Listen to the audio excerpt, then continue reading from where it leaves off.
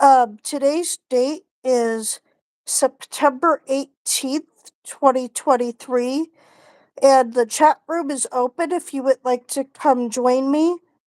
I also just used the invite to invite my groups on Facebook and also anybody in the public that would like to join. So come and join us, and I'll talk about what's going to be happening for the rest of this month for me and in October starting out for the first week of October. Okay, so like I said in the other video, I went to Knott's Berry Farm with my friend Nicole a couple weeks ago, and it was really, really fun.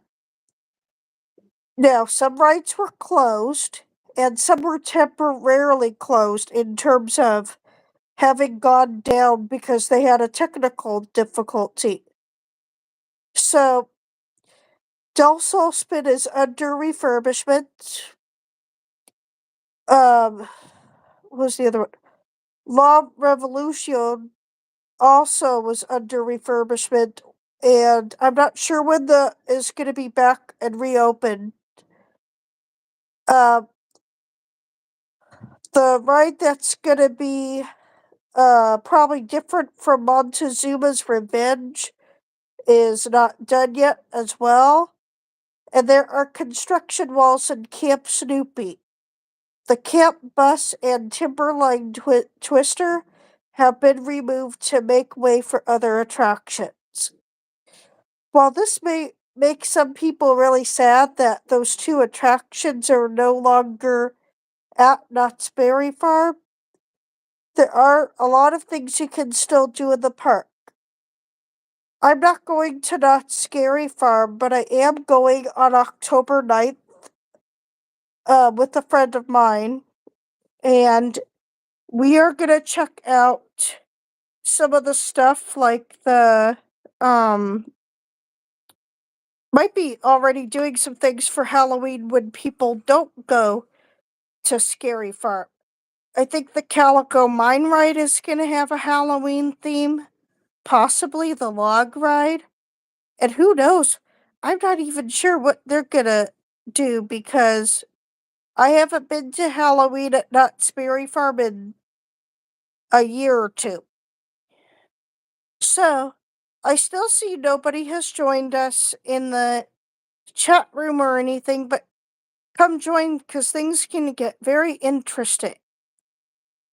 Anyway, the next thing that I need to tell you is if you do go to Knott's Berry Farm in the month of October, beware that a lot of times Knott's Berry Farm will open at 10 a.m. and close either at 5, 5:30, 6, 7, or 8 p.m., depending on which days you go. When my friend and I go on October 9th, Knott's Berry Farm will be open from 10 a.m. to 8 p.m. So keep this in mind and always check the Knott's Berry Farm app or Knott's Berry Farm calendar for any updates regarding time that the park will be open. Also, please keep checking refurbishment schedules as they will change. Also, please beware of the Knott's Berry Farm chaperone policy. If you have children at that age, yes, a lot of people don't agree with the Knott's Berry Farm chaperone policy, but it is a way to keep trouble and horrible stuff out of Knott's Berry Farm. That area in general outside of the park sometimes has had some problems in terms of beatings, stealing, issues with people just yelling obscenities at whoever is walking around.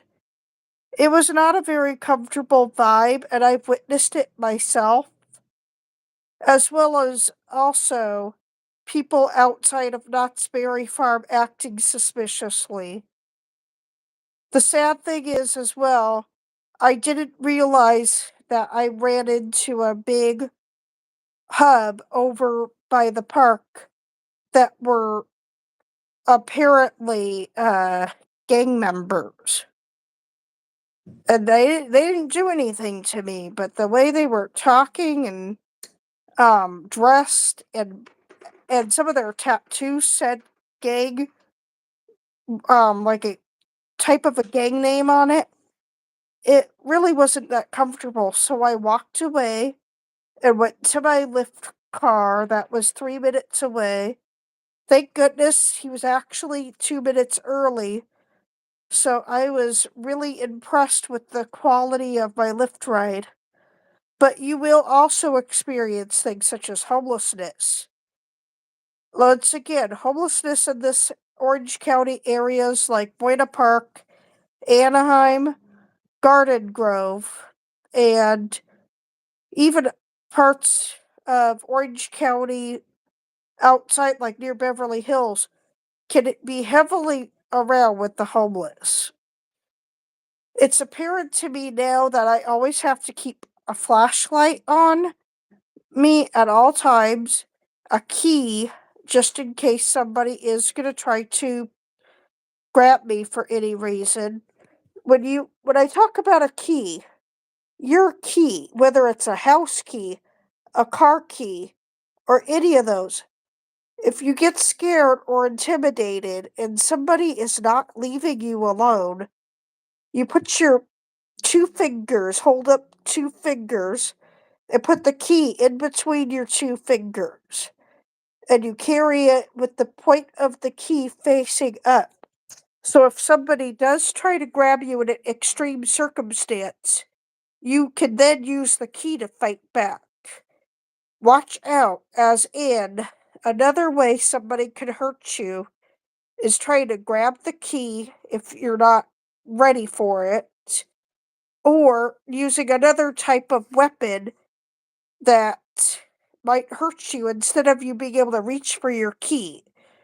So be aware of the behaviors that are going on in this, area and others, because sadly today we can't take any chances about our safety in different areas, even sadly around theme parks. Um, we live in quite a troubled world these days, and it's been really trying for me to say I don't always feel safe. But I know, like I said, I'm extremely religious. So I say, if God's going to keep me safe and everything, I keep asking Him. I say, God, I really hope today you are going to always keep me safe here and always, and today and always, because I know I am not always 100% safe in my travels. Another thing that's going to happen again is I haven't taken the AMTRAK for a long time, but that part is safe. AMTRAK, not just anybody can get on AMTRAK like they can the Metro lines. While Metro, unfortunately, is having trouble getting people to use their tap card and to pay a fare altogether, AMTRAK doesn't let anybody go on there without paying a fare. AMTRAK fare is always required. You will always need to have a ticket, and they will come by and scan the ticket from your phone or the paper that you print out from your, computer. You are not going to be able to just get on the train all willy-nilly and sit there on AMTRAK. That's a scary thought that I had is, what if they weren't that diligent? But AMTRAK has the right idea. I'm very proud of the service AMTRAK has had all of these years. I love the AMTRAK and the conductor I always have. I can't remember his name, but if I find out the conductor's name that I always have, I will let you know because I highly rate him for everything. Even if I need something on Amtrak or if I have a problem with something, he's always there. Like one time, my suitcase ended up falling a little bit over to the side and I couldn't pick it up very well. He ended up being a little busy, but he still helped me pick up my suitcase and to make sure I was okay and I wasn't hurt. Another time, I was getting into the bathroom of the train, which isn't always the easiest for those with balance issues like myself, and I almost fell. But he was right there the whole time and he made sure to hold the door open for me and to make sure I was safe before I would shut the bathroom door on Amtrak, as well as telling me to how to lock it just in case I had a problem with that. Which I know how to do that, but he was just making sure. So I always appreciate the staff at the Anaheim Arctic Station as well, which is Anaheim Regional Transportation Intermodal Center. Long name, I know, right? So at that, when I go over there, I then take the elevator down to the ground floor and I then wait for LYFT to take me to my hotel.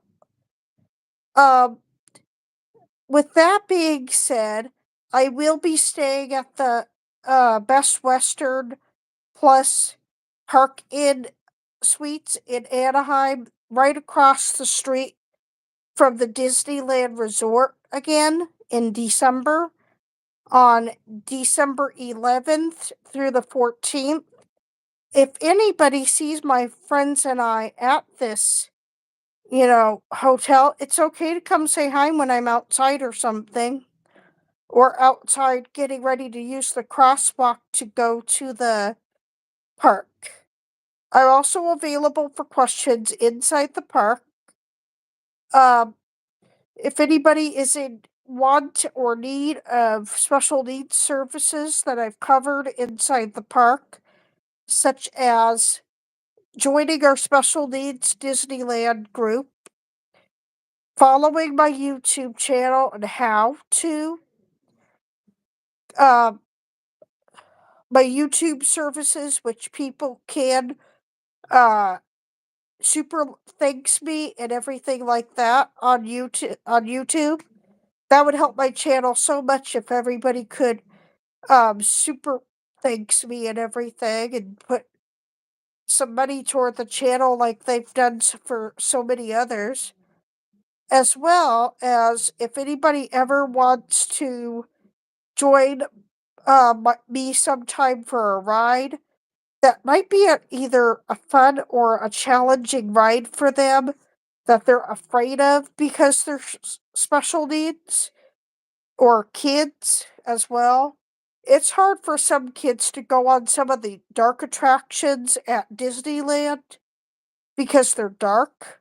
They can be extremely loud and they can have things in it that will make the people with special needs and or kids jumpy. Back when Snow White's Enchanted Wish was Snow White's Scary Adventures, and I think I've covered this before, it was used to be really scary, and that's why it was called Snow White's Scary Adventures. It had a lot of jump scares.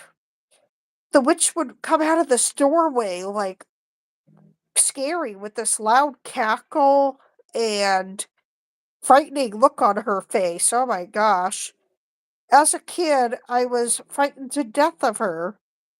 My dad and I went on the ride at first when I was a little toddler, and when I was 7, I was old enough just to know how scared I was. We took my 7-year-old Disneyland trip then with my brother, my mom, my dad, myself, and my grandmother, who at the time was probably in her late 70s. Even my grandma said that that was a real shock to her, that that witch was just so loud and menacing. Now it might be Snow White's enchanted witch, but the witch still shows up in a less menacing manner, but she can be a little bit intimidating to those with special needs and young kids. The other ride that scares a lot of young kids for whatever reason is Haunted Mansion, especially the stretching room and the part where you're going back in the doom buggy facing backwards. The other thing that has been a little hard for some toddlers and small children is the Little Mermaid ride. Ariel's Undersea Adventure, I think it's called. Oh no, Voyage to the Little Mermaid is ours. Ursula, of course, is a very, very intimidating character in the Disney realm.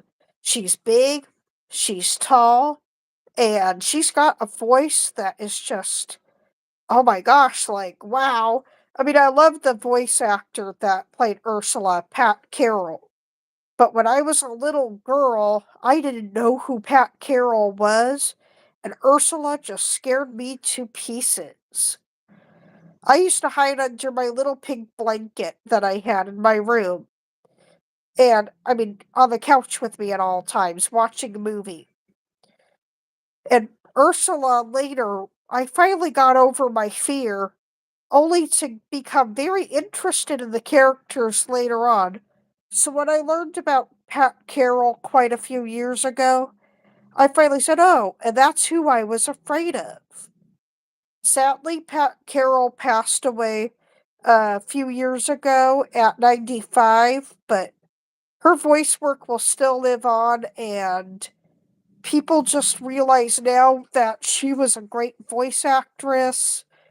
The other thing that was sad is a lot of the Little Mermaid actors are gone. It is sad because that movie is 34 years old. So, um, Samuel Wright, who played Sebastian, is gone. The actors that played um, King Triton and Scuttle are gone, and probably a few others. Oh, whoever played Flotsam and Jetsam, I can't remember, is gone, and numerous others. It's 34-year-old movie, so that happens. Another thing that I think about now is what everybody might need to realize is, yes, Fantasmic right now is going to have a temporary replacement show. I don't know what's going to happen with Fantasmic, unfortunately, in 2024. They're trying to come up with a replacement thing for the dragon, or to build a new dragon. But everybody knows how extensive the damage was to the dragon. It burned into smithereens. There was nothing they could have done about it. Yes, it was a sad and scary shock. I'll never forget um the news footage and the YouTube footage that even some of my friends posted. I almost totally, you know, cried because Fantasmic was one of my favorite shows and still is. I saw the very first show when I was still really little. I mean, I didn't see exactly the first show, my first show when I was little, but my parents, back when Fantasmic first opened, they got to see one of the first shows. So my parents were extremely lucky. They may or may not have been at the opening day for Fantasmic in 1992. Now, it's a really hard thing for a lot of people to swallow is when Disney sad events happen, such as the fire. Sadly, things happen that we don't want to have, but everything will eventually turn back into a little bit of normalcy as life goes on here. The only thing that has been also a really hard pill to swallow is the idea that a lot of changes have happened at Disneyland. Some for positive, good, and some for really negative news. We all know now just how much Disneyland has changed. And sadly, I think that's going to continue for the foreseeable future. They are looking at a project to expand the Disneyland resort as a whole, possibly opening and bringing back. Now, look at the rumors on Facebook, YouTube, Instagram, and others. There is a possibility that Disneyland may be expanding. If this happens, there's talk about, oh, maybe they'll bring back the People Mover. Maybe they'll bring back the Skyway. Maybe they'll bring back Carousel of Progress. Only time will tell if this project does go through and whatever happens now at the Disneyland Resort. Sadly, I am not going to start, the speculation game with you, and maybe that's not sad. I'm trying to give everybody as much of an honest report as I can, and my channel is there for as much honesty as possible. If I ever have any questions for, Disney or something, I will directly reach out to those I know working at Disney, and for maybe writing to Bob Iger or the Walt Disney Company as a whole. The only Imagineer that I actually know now, for the most part, at all, is Bob Gurr. I've talked to him personally, and Bob is a really wonderful Imagineer. If you ever write Bob, he is a very, very well loved, kind Imagineer. He's in his 90s and still going strong. What's really, really sad this year, like I said in other videos, when Imagineer Rolly Crump passed away, Rolly's passing left such a giant hole in the Disney parks, and to many fans just cut their heart out, literally. It cut us apart too. I mean, what can I say? Rolly worked on so many attractions for Disneyland and the Disney parks. He also worked on the Berry Tales, both the old attraction at Knott's Berry Farm and the Berry Tales Return to the Fair. It hurt because, as well as losing Rolly, we lost somebody who could be such a kind, honest, and open person with his fans. He was funny, energetic, very interesting to talk to, and kind of silly sometimes. He would tell some of the funniest stories and burst out laughing. He was, to me, one of the most humorous Imagineers out of all of them. He wasn't the type that was overly serious, but only if he had to be would he turn serious. There were some things he had to turn serious into and start talking and looking sad. Rolly and Bob Gurr both had some problems talking about the death of Walt Disney, which deeply still bothered them. Bob still can barely talk about the death of Walt, and he tells his fans he really doesn't want to talk about it unless he's granted to talk about it in an interview. I can understand why people still can barely talk about that time. Um, Walt's passing not only left a giant hole in everybody's hearts, it transformed a little bit what was going to happen at the parks, what was going to happen to Walt Disney World and its plans. After Walt Disney World opened and had its opening day ceremonies, um, Walt's brother Roy unfortunately passed away about 2 months after Walt Disney World's opening. That was also a giant, painful shock to everybody and the Disney company. Rolly was saying as well that he absolutely, about both times, couldn't believe it. And that was hard for a lot of people, realizing now that Bob Gurr now remains the last surviving Imagineer that worked with Walt Disney.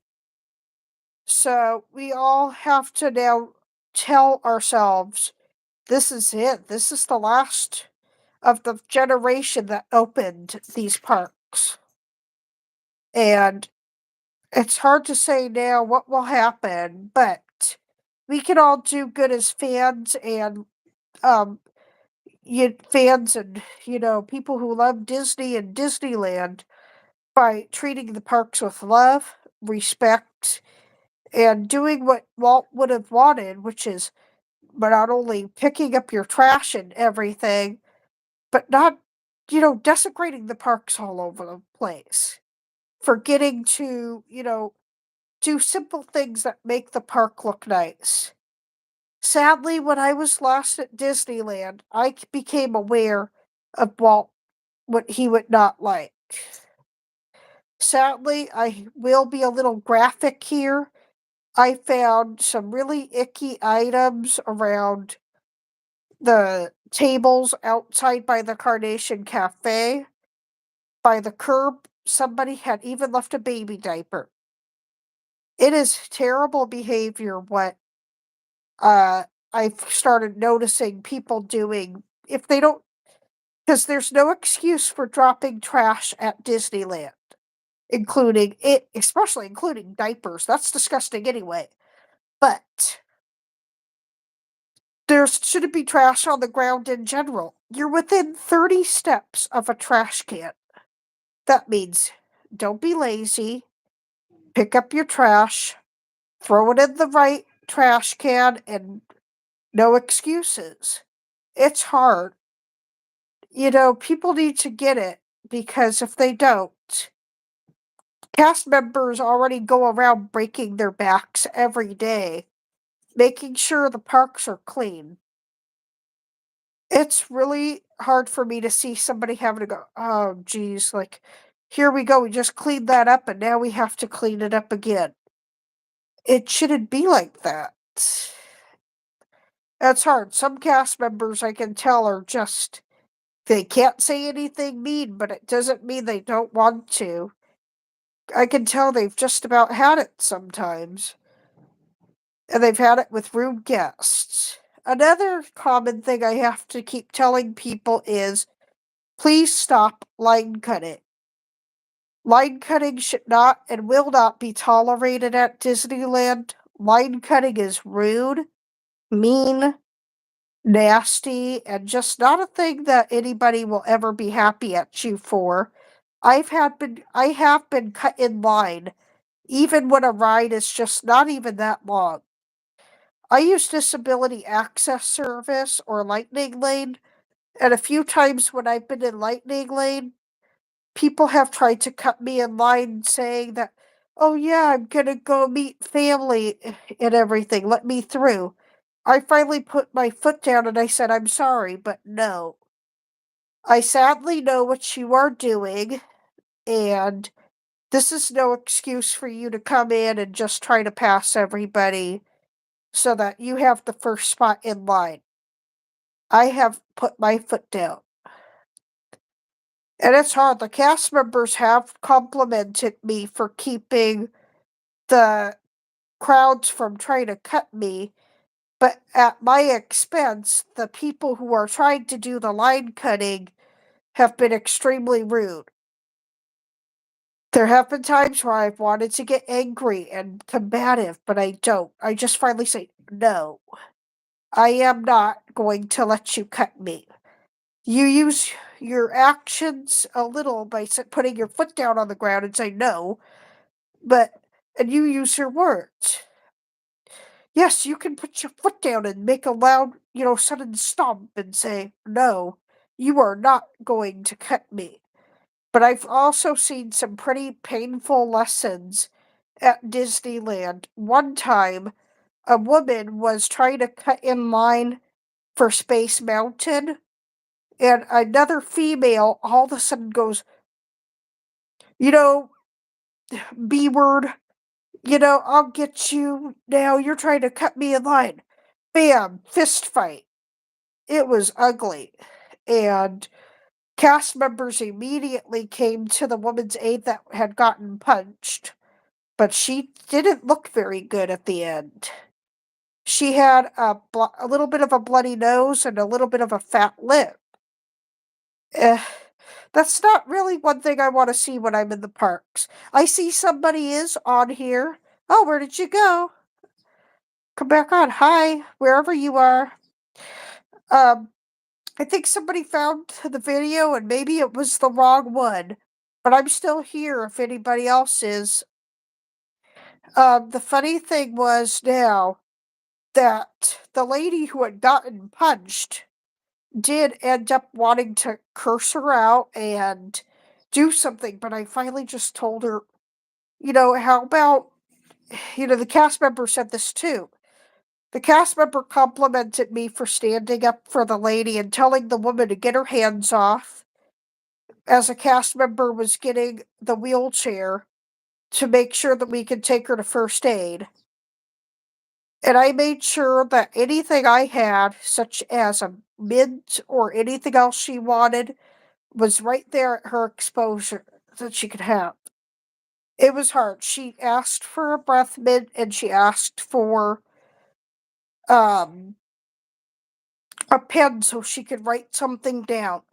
So I gave her a pen and a breath mint and told her that I was right there for her while we waited for her to be transported.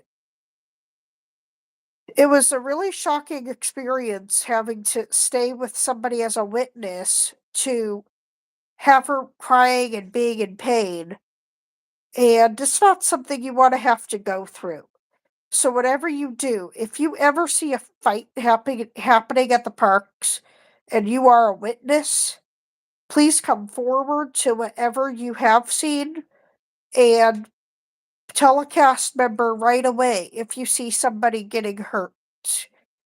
Also, talking to the person if they are able to is also a good thing to do, and ask them if they need anything, such as a pen, a piece of paper, or anything to write down any thoughts or medical things on.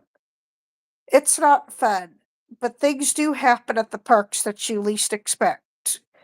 Another type of accident to be aware of at the park is falling safety. Falls can happen at the resort due to many reasons. Losing your footing on a ride or curbs, the bathroom. That's the one place I would never ever want to fall. And I fell in a shower once, so I know what it's like to fall in a bathroom in a scary hard surface. It's not fun, and you will be hurt and sore after that. If same thing if you fall on the curb or the pavement at the parks. The shock will hurt you as well because you're like you threw your muscles down in order to fall too. You're scared out of your mind what just happened. Not only that, you will most likely be bruised. And externally and internally, you will be bruised. If the bruising doesn't start that day, you are extremely lucky. But most likely in the morning, you will wake up with a black and blue bruise if you fall in the parks. I have done that too. It hurt. A few years ago, I was walking at the park with a couple people, and I don't remember what exactly happened. Oh, they were flattening the curbs on Main Street, and one of them was not flat. So I ended up going between one side that was flat, the middle was up, and the last part was down as well. So I fell right on my face. scary enough, I kind of freaked out. I didn't know what had hit me, and I was not able to really pull myself up. I was to the point where I just about wanted to just lay there and wait for first aid to come, but I knew I had to try to pull myself up. Finally, 3 other people that were at the park that day came to help me up. I wasn't bleeding, but I was really sore. I ended up getting a little bit of a bruise on my knees and my chin. But after that, the cast members were so wonderful, giving me an ice pack, talking to me, and making sure that I was okay. I enjoyed the rest of the day at the park in a wheelchair that day. I couldn't walk very well, and my knees were pretty banged up. But the cast members knew immediately that they did what they could, and I always applaud the cast members for all their wonderful service and kindness when somebody needs them the most. They have been like a family to me since I've gone so much in that park. And it's hard because I don't know a lot of them by name, but they sure are just very kind to me and to others who are at times in really odd predicaments. I've also had an experience feeling physically sick at the parks. I don't usually get motion sickness or sick on rides, but it does happen, so be prepared. When at the Disneyland Resort, please always have an antacid either over the counter or prescription to combat heartburn and GERD issues if you have it, as well as Imodium or what other stomach things, help you when you have an upset stomach. Eventually, you most likely will encounter an upset stomach at one point during your trip. The wrong food, a ride, or even a stressful situation will most likely send you running to your pills. One time I don't like Galaxy's Edge for many reasons in Disneyland, and here's one of the reasons why. Like I said, I don't usually get sick on rides, but on Millennium Falcon, I went on that, and I was so violently sick after that I felt like throwing up. My friend Nicole was right next to me and noticed that I just did not look good. My color had changed, and I just started making gagging sounds. She knew that it meant I was most likely getting ready to throw up. Luckily, I talked myself out of it, but my stomach was not happy. I had to sit out of doing anything for half an hour, taking my pills and drinking a Sprite. After that, I was really frightened to pieces to go on any more fast rides. So for about 2 hours, I just went on family attractions. The rest of that day, I kept thinking back to what I possibly had done to start looking at getting sick. Well, one, Millennium Falcon is very, very jerky and very, very immersive. And not in a good way. It's sickly, in a sickly immersive. If you don't like 3D or jolty rides that move you back and forth like this, do not go on that because you will be like, oh my gosh, what did I do? Not a good feeling. So please watch out when you're at the parks and really take into account what your body's limits are, what you can and cannot do, and don't push yourself if you feel ill. Sit down like I did. Enjoy some of the scenery. Enjoy drinking your Sprite or your water, and just kind of take in how lucky you were that you don't have to leave the park. And really, when I think about how thankful I was for Nicole that day, if it wasn't for her, I probably would have had to go home because being by myself, I didn't feel good enough to be by myself. After that, to make sure I felt better too, she was really sweet enough to get me a little surprise from the gift shop.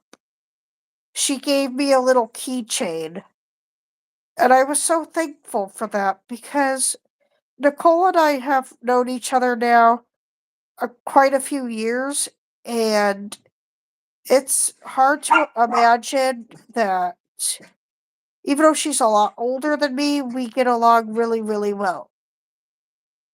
Uh, so I'm going to conclude this video for today, but it was nice to talk to you, Disneylanders with special needs. Bye.